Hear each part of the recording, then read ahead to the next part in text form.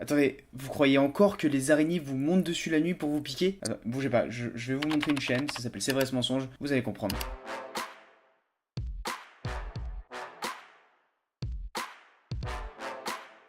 Je me dois de vous dire que la probabilité de se faire mordre par une araignée, elle est très faible. 1600 espèces d'araignées sont recensées en France et seules une dizaine sont capables de nous occasionner des morsures mineures. Les autres n'ont pas la taille ou la quantité de venin suffisante. Mais surtout, les araignées, elles ont aucun intérêt et n'ont pas du tout pour habitude de vous grimper dessus pendant la nuit. Vous représentez une menace pour elles et elles ne vous piqueront que si elles se retrouvent en danger, par exemple si vous les écrasez en vous allongeant sur elles. Lorsque l'on dort, un souffle chaud sort de notre bouche, notre cœur bat et nous bougeons régulièrement. Changement de position, agitation liée au rêve, etc. Ce qui ne risque pas d'attirer l'araignée. De toute manière, vous voyez bien que la plupart du temps, elles sont statiques, elles bougent très peu et attendent que les proies tombent dans le piège de leur toile. Mais alors, qui nous pique la nuit? Quand vous vous levez le matin avec des petits boutons, 99% des cas ne sont pas dus à une morsure d'araignée, mais souvent à des piqûres de puces ou de punaises de lit, à des acariens ou des petits moustiques, ou bien encore même à une réaction cutanée suite à une irritation. Bon, c'est vrai que l'apparence de l'araignée ne joue pas vraiment en sa faveur. Son corps velu, ses longues pattes, bon, son association avec des créatures un peu démoniaques était probable, mais elle est globalement très peu nuisible pour l'homme. Au contraire, quand une araignée est chez vous, elle assainit votre maison en chassant des insectes plus embêtants, comme les mouches, les moustiques, les puces ou les acariens justement. On termine cette vidéo par une petite anecdote qui n'a pas grand chose à voir. L'araignée Phoneutria nigriventer, que l'on trouve souvent dans les bananeraies,